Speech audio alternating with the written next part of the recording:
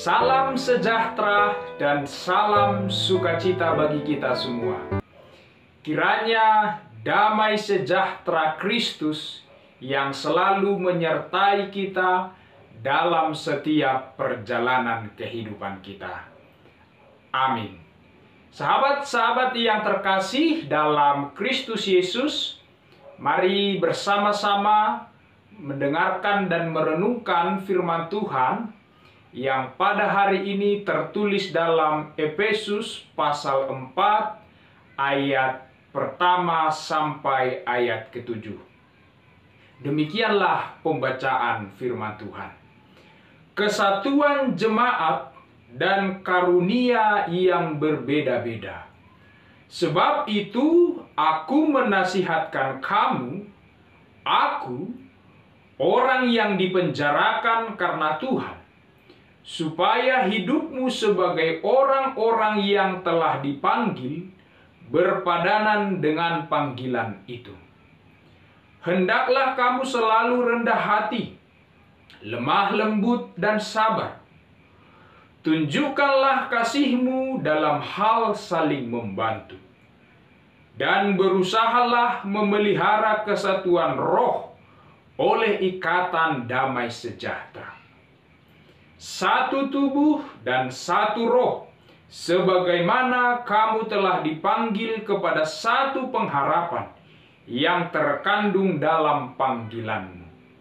Satu Tuhan, satu iman, satu baptisan. Satu Allah dan Bapa dari semua, Allah yang di atas semua, dan oleh semua dan di dalam semua. Tetapi kepada kita masing-masing telah dianugerahkan kasih karunia menurut ukuran pemberian Kristus. Amin. Demikianlah pembacaan firman Tuhan pada saat ini. Sahabat-sahabat yang terkasih, satu hal yang harus kita ingat dan sadari secara terus-menerus, bahwa kita semua manusia ini berbeda-beda antara yang satu dengan yang lain. Berbeda fisiknya, berbeda seleranya, berbeda kemauannya. Itulah perbedaan manusia. Nah, kenapa kita berbeda-beda? Jawabannya karena sejak dari dulu Allah telah menciptakan manusia, Allah mendesain manusia berbeda antara yang satu dengan yang lain. Sebab firman-Nya di dalam Kejadian berkata, maka Allah menciptakan manusia itu menurut gambar-Nya. Menurut gambar Allah diciptakannya dia. Laki-laki dan perempuan mereka diciptakan. Ayat ini sebagai sebuah penegasan bagi kita bahwa Allah memang sengaja menciptakan manusia itu berbeda-beda antara yang satu dengan yang lainnya. Maka dari sini kita bisa mengerti bahwa perbedaan itu adalah rancangan Allah dan sekaligus karunia Allah kepada manusia dan seluruh ciptaannya. Oleh sebab itu, kita dapat mengerti bahwa perbedaan itu adalah indah. Kita yang diciptakan berbeda-beda itu adalah indah, karena itu adalah rancangan dan ketetapan Tuhan. Coba kita bayangkan, seandainya Allah menciptakan semua laki-laki yang di dunia itu sama bentuk fisiknya, sama ciri-cirinya, sama semua, tidak ada perbedaan. Apa yang terjadi? Dan siapa yang repot? Pasti yang repot adalah istrinya. Karena istrinya akan kesulitan membedakan mana suaminya, mana mertuanya, mana besannya. Kalau dalam dunia orang Batak, hal ini sangat-sangat memalukan. Jika seseorang tidak bisa membedakan suami dan mertuanya, ini sangatlah berbahaya. Maka dari sini kita melihat bahwa ketetapan Allah menciptakan manusia itu berbeda-beda, pada dasarnya untuk mengajarkan manusia itu bahwa perbedaan adalah indah. Dan di dalam perbedaan itu manusia menemukan dirinya unik. Maka kita harus bersyukur ketika kita berbeda antara yang satu dengan yang lain. Bersyukur juga profesi kita juga berbeda-beda. Ada yang petani, ada yang nelayan, ada supir, ada dokter, ada guru. Maka dari perbedaan ini kita belajar ini indah, sekaligus hal ini memudahkan bagi hidup kita manusia. Coba kita bayangkan, seandainya semua profesi manusia di dunia ini adalah petani. Apa yang akan terjadi? Ya mungkin sampai saat ini kita tidak akan pernah makan garam, tak pernah makan ikan. Karena itu hanya dilakukan oleh nelayan atau orang yang bekerja untuk membuat garam. Maka sesungguhnya inilah yang harus kita syukuri, karena kita diciptakan Allah berbeda-beda antara yang satu dengan yang lain. Tapi sahabat-sahabat saya yang dikasihi Tuhan Yesus Kristus, satu hal yang harus kita ingat.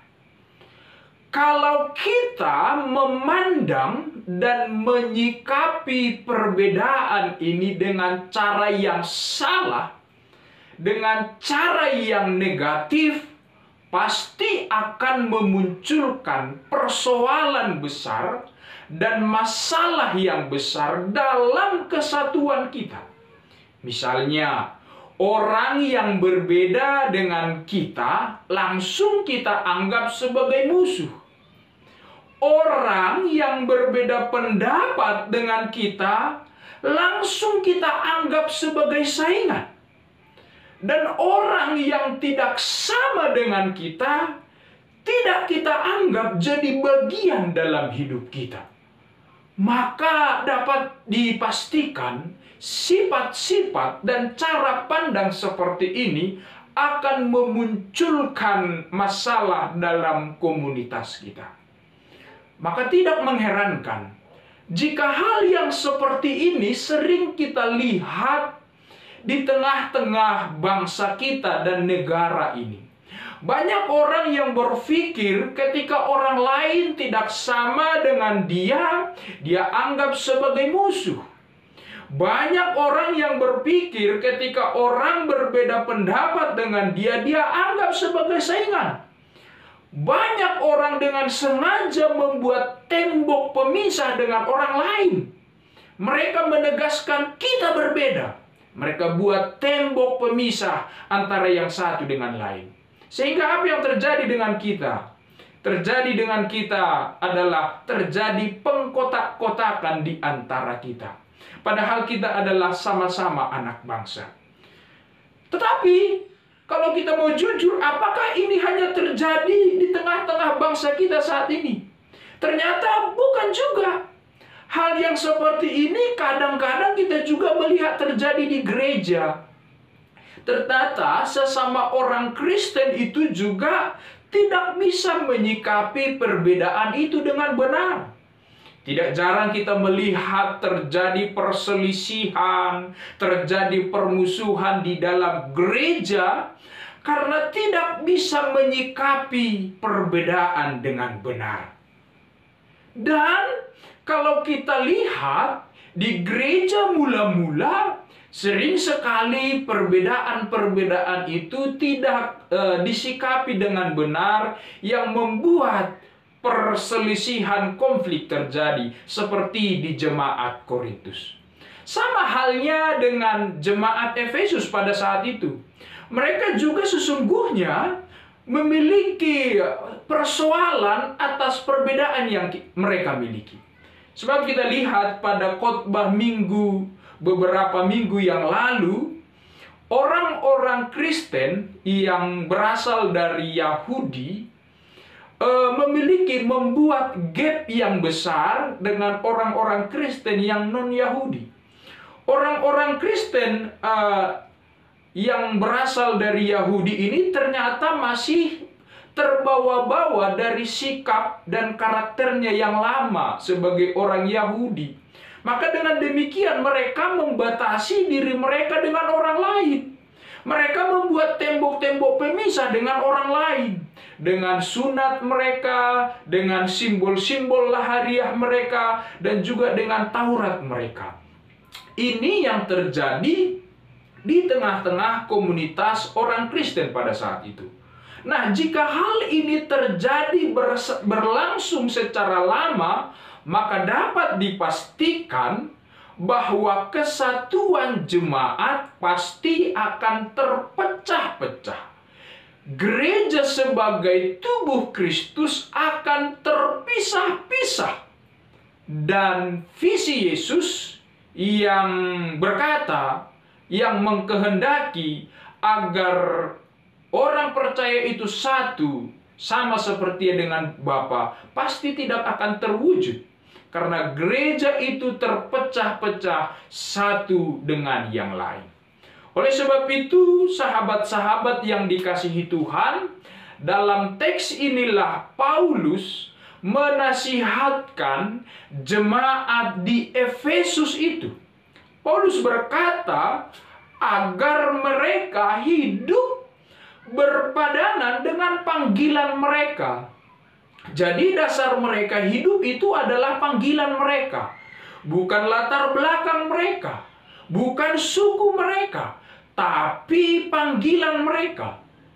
Dalam panggilan itu bahwa mereka yang dahulu adalah tinggal di dalam kegelapan. Mereka yang dahulu adalah tercerai-berai. Tapi mereka dipanggil menjadi satu di dalam Kristus. Maka di dalam Kristus tidak ada lagi orang asing dan pendatang. Semua adalah sama dan satu di dalam Kristus. Maka sebagai orang yang dipanggil oleh Kristus, mereka harus memiliki sikap yang terbuka terhadap orang lain. Memiliki sikap yang terbuka terhadap orang yang berbeda dengan dirinya. Sikap yang terbuka ini diperlihatkan dengan sikap rendah hati, lemah lembut, sabar, serta diperlihatkan dengan sikap saling membantu. Inilah sikap perbuatan orang-orang yang mau terbuka dengan orang lain. Sesungguhnya hal ini juga dipesankan kepada kita yang hidup pada saat ini, bahwa kita juga harus memiliki sikap yang terbuka dengan orang lain dan orang yang berbeda dengan kita. Sikap itu kita tunjukkan dengan hati yang lemah lembut dan rendah hati menerima orang lain. Dan sebagai tanda kita menerima orang lain, kita juga harus hidup saling membantu dengan mereka. Kenapa ini kita harus lakukan sebagai orang percaya? Karena sesungguhnya Kristus Yesus sendiri telah menerima kita dengan tangannya yang terbuka. Kita lihat sejarah Efesus, bahwa di jemaat itu terjadi klaim di antara mereka. Orang-orang Efesus dianggap tidak ikut di dalam perjanjian karena mereka bukan orang Yahudi, maka mereka tidak menerima berkat itu. Tetapi dalam posisi keadaan seperti itu sekalipun, Yesus tetap menerima mereka dengan tangannya yang terbuka, sehingga mereka menjadi anak, menjadi satu di dalam Yesus. Sama dengan kita hari ini. bahwa kita dipanggil, dipilih, diangkat Yesus menjadi anaknya, menjadi satu.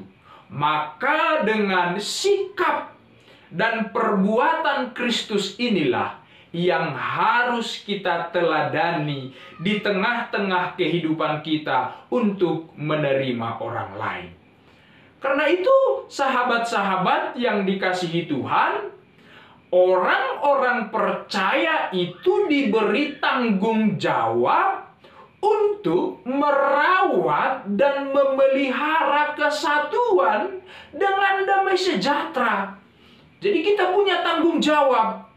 Tanggung jawab kita itu untuk memelihara. Jadi seperti tanaman, setelah tanaman itu tumbuh, maka kita bertanggung jawab menyiram dan memeliharanya. Demikian juga panggilan orang yang beriman. Kita bertanggung jawab, Anda, saya bertanggung jawab untuk memelihara kesatuan dengan damai sejahtera. Sebab Yesus berkata, kenakanlah kasih sebagai pengikat yang menyatukan dan menyempurnakan. Yesus aja menginginkan kesatuan itu. Karena pada dasarnya, hakikat orang percaya adalah satu. Satu di dalam Tuhan. Orang yang percaya itu satu tubuh, satu roh, satu pengharapan, satu Tuhan, satu iman, satu baptisan, dan satu Allah Bapa. Maka tidak perlu lagi bagi kita menganggap orang yang berbeda dengan kita sebagai musuh. Tidak perlu lagi menganggap yang berbeda pendapat itu sebagai saingan. Yang perlu bagi kita sekarang adalah saling mencintai dan saling menghormati antara yang satu dengan yang lain. Kalaupun ada perbedaan karunia di antara kita, seperti karunia berkata-kata dengan hikmat, karunia berkata-kata dengan pengetahuan, karunia menyembuhkan, karunia untuk bernubuat. Ingatlah, semua ini adalah alat untuk memperlengkapi dan membangun kesatuan di dalam jemaat. Jadi Allah memberikan karunia-karunia itu sebagai alat bagi kita untuk memperlengkapi jemaat ini agar mereka satu di dalam Tuhan. Maka kalau ada seseorang yang menyombongkan dirinya dengan karunia yang dia miliki, kalau ada orang yang tinggi hati dengan perbedaan karunia yang dia miliki, sesungguhnya dia sudah lupa tentang maksud Allah memberikan karunia itu kepadanya. Ingatlah satu hal, bahwa Kristuslah pemilik gereja. Dialah sebagai kepala dan semua orang percaya adalah anggota tubuhnya. Maka karunia-karunia itu yang kita terima berbeda-beda itu layaknya seperti anggota tubuh kita ini. Ada mulut, ada tangan, ada kaki, ada telinga. Bentuknya berbeda, fungsinya berbeda, tapi semua itu dipakai untuk satu tujuan, yaitu dalam misi Allah. Itulah perbedaan kita di dalam Kristus. Oleh sebab itu, sahabat-sahabat yang dikasihi Tuhan Yesus Kristus, lihatlah bunga-bunga di taman itu. Berbeda-beda antara bunga yang satu dengan yang lain. Ada yang merah, ada yang kuning, ada yang hijau, ada yang biru. Tapi justru karena perbedaan itulah membuat taman itu menjadi indah. Demikianlah sesungguhnya dengan hidup kita ini. Ada orang seperti saya, ada orang seperti Anda, ada orang seperti yang lain. Justru dengan perbedaan itulah kehidupan itu menjadi indah. Karena itu, ingatlah, kita memang berbeda-beda, tapi jangan pernah membeda-bedakan antara satu dengan yang lain. Marilah kita ingat juga ayat terakhir pada teks ini. Katanya, tetapi pada kita masing-masing telah dianugerahkan kasih karunia menurut ukuran pemberian Kristus. Artinya, masing-masing kita sudah menerima karunia dari Kristus menurut ukuran Kristus. Artinya kita telah diberikan dan diperlengkapi oleh Kristus dengan kasih karunia-Nya. Yang kedua, dari ayat ini kita melihat bahwa masing-masing kita ini adalah istimewa dan unik karena karunia yang telah Yesus berikan kepada kita. Maka mengucap syukurlah, bangunlah kesatuan itu dengan karunia yang kita miliki. Karena itu, saudara-saudara dan sahabat-sahabat yang dikasihi Tuhan, marilah kita menjaga keutuhan kesatuan kita di dalam Kristus dengan sikap rendah hati, lemah lembut, dan penuh kesabaran. Maka dengan cara seperti inilah kita bisa mendiami dunia ini dengan suasana yang damai sejahtera, dengan suasana yang sejuk, karena kita secara bersama-sama saling mengasihi dan saling mencintai antara satu dengan yang lain. Amin. Tuhan Yesus memberkati.